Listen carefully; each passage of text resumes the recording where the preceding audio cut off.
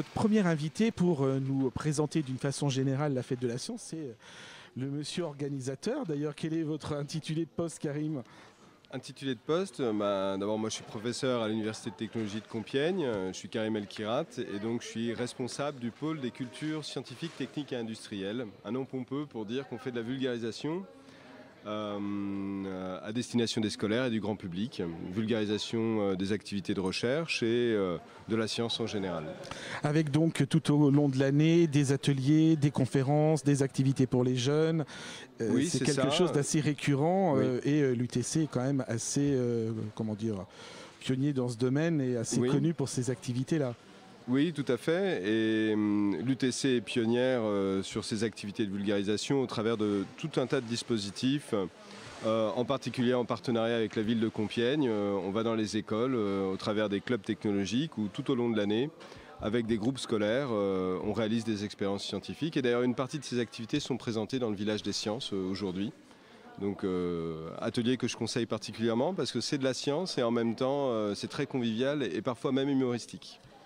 Il ne faut pas oublier que cet événement s'appelle la fête de la science. On Oui. est bien dans un esprit convivial, festif justement. C'est tout l'intérêt. Comme ça permet à un public qui peut peut-être être un peu intimidé à vraiment faire le premier pas et d'aller rencontrer, parce que les chercheurs sont justement là pour les accueillir. Donc vous faites un petit peu en sorte aussi que on puisse faciliter cette rencontre. Oui, complètement. Alors l'idée, moi j'aime pas cette expression, mais l'idée c'est de faire descendre le chercheur de sa tour d'ivoire, même si à mon avis, vu notre époque, on n'en est plus là.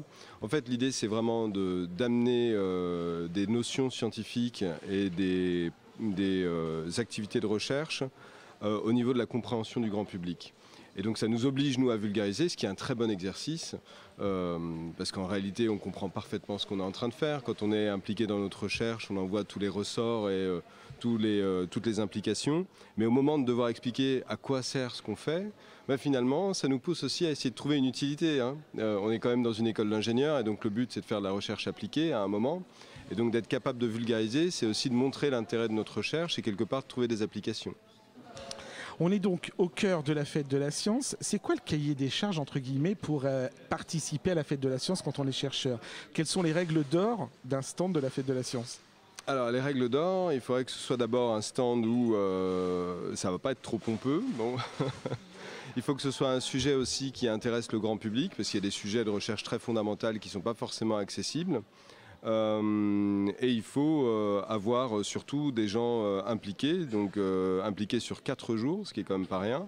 D'animation sur des ateliers, il faut imaginer tout le jeudi après-midi avec des scolaires, tout le vendredi avec des scolaires à nouveau, et puis tout le week-end, samedi et dimanche, avec le grand public. Donc à la fin du week-end, j'allais dire, c'est principalement ça la qualité de la personne qui va animer un atelier, c'est l'endurance. L'endurance tout en gardant le sourire. L'intérêt aussi de ces stands, c'est que le public est actif, c'est-à-dire qu'il participe. Dans la mesure du possible, il essaye de manipuler si, bien sûr, les activités s'y prêtent, mais c'est bien l'idée qu'ils vont vraiment participer. Alors, participer sous différentes formes, participer parfois directement, en manipulant, quand c'est possible, effectivement, et puis toujours en posant des questions. Donc c'est très ouvert. Encore une fois, il ne faut pas être intimidé, et je ne pense pas que les gens soient intimidés en venant sur le village des sciences. Enfin, en parcourant les ateliers moi-même, je n'ai pas eu l'impression que les gens hésitaient à poser des questions. Tout est fait pour être rendu accessible et il y a vraiment cet esprit à l'UTC depuis toujours de vouloir s'ouvrir à l'extérieur et en général aussi avec les étudiants, quand on fait des cours, on est accessible, je veux dire, la communauté des enseignants est parfaitement accessible, donc c'est culturellement quelque chose qu'on a intégré. Donc il n'y a pas de problème à recevoir des questions et à entamer des débats, bien sûr, sans que ce soit des débats un peu pénibles. On sait les sujets de débat qui peuvent exister maintenant, et donc on ne va pas sur ce terrain-là, mais on reste vraiment autour de l'objet scientifique, de l'objet technologique. Un peu de chiffres qui va nous permettre Oui. un peu d'illustrer l'ampleur de cet événement. Combien de stands, en tout cas combien d'activités proposées? Une quarantaine de stands entre l'UTC et l'ESCOM. Parmi ces stands, il va y avoir des stands tenus par des chercheurs de l'UTC, d'autres qui sont animés par des étudiants qui organisaient des associations au sein de l'UTC et donc qui viennent présenter leurs activités. Donc ce n'est pas nécessairement de la recherche, mais ça va rester toujours technologique. Il y a également des partenaires extérieurs, donc des associations de Compiègne ou de la région qui viennent animer un stand. Je pense à un stand sur le handicap, par exemple. Et également donc, les stands des étudiants de l'ESCOM qui sont animés donc, dans les locaux de l'ESCOM et qui correspondent aussi à des activités très ludiques au niveau, qui sont vraiment d'un niveau scolaire. Donc l'idée c'est d'animer pour les enfants principalement. Toujours des chiffres, il y a aussi une équipe d'étudiants, ils sont là pour accueillir, pour guider. Ils sont combien ? Alors les étudiants qui sont là, il y en a 160 cette année. Et donc 160 contrats étudiants pour arriver à animer, à vous guider à travers le village des sciences. C'est particulièrement important parce que par exemple pour la journée d'hier, on a accueilli 3000 scolaires. Vous imaginez 3000 scolaires dans les locaux. C'est compliqué s'il n'y a personne pour leur montrer où passer pour atteindre tel ou tel atelier. Et aussi pour minuter les passages aux différents ateliers. Donc il y a 160 étudiants en tout, sans compter les étudiants qui sont impliqués par ailleurs dans des présentations sur des ateliers, qui ont été formés au préalable, qui ont participé avec des enseignants-chercheurs au travers de différents projets en amont, donc il y a 6 mois souvent. Donc, pendant le semestre de printemps, donc ils ont travaillé à préparer les animations qu'on voit ici sur le village. Et donc en termes de fréquentation, 3000 hier et jeudi après-midi ? Jeudi à peu près 1000. On n'a pas eu de problème avec la pénurie de carburant finalement, il n'y a pas eu d'annulation due à ça pour le côté moins festif. Et donc c'est tout à fait dans les projections qu'on avait au départ et on espère accueillir jusqu'à 1000 visiteurs aujourd'hui et 1000 visiteurs dans la demi-journée de demain. Alors nous sommes précisément sur le studio mobile de graphite au niveau de l'accueil, c'est bien qu'on a un bruit de fond, ce qui prouve qu'il y a du monde justement, il y a des stands qui sont à côté de nous et ça démarre fort déjà. Ils sont déjà, j'ai vu les premiers arriver, les portes n'étaient pas encore ouvertes, ils attendaient déjà pour venir. C'est un public fidèle, c'est un public aussi nouveau que vous retrouvez, vous arrivez un petit peu à savoir qui vous touchez ? Oui, on a des habitués, des gens qui viennent régulièrement tous les ans, qu'on revoit dans les stands et qui apprécient de voir évoluer les stands et traiter de nouvelles questions. Alors on a aussi des stands qui restent les mêmes d'année en année pendant quelques temps et donc cela attire moins les habitués. Donc on a des habitués et puis on a quand même au niveau de Compiègne, il faut quand même en avoir conscience, Compiègne et ses alentours. On a une forte implication du grand public, donc une forte mobilisation.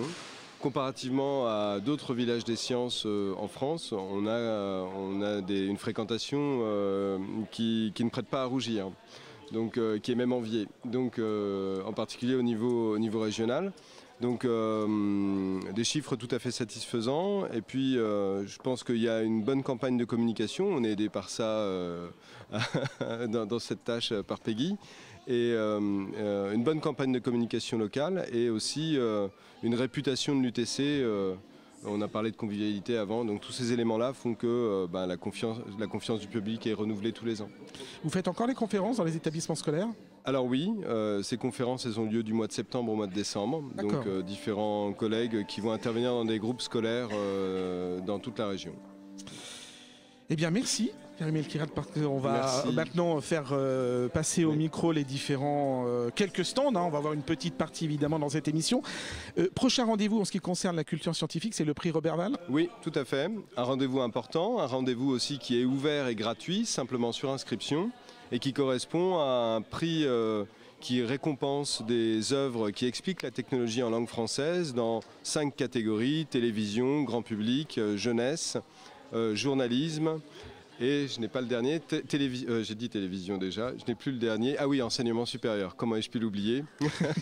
Et donc, une soirée de remise des prix, donc, qui concerne tout le monde de la francophonie, au théâtre Majestic, au cinéma Majestic, pardon, le 19 novembre au soir. Eh bien, on suivra cette actualité, bien sûr, sur Graphite. On parle du prix Robert Val tous les ans, donc il n'y a aucun problème. Merci Karim Elkirat pour la présentation de la Fête de la Science.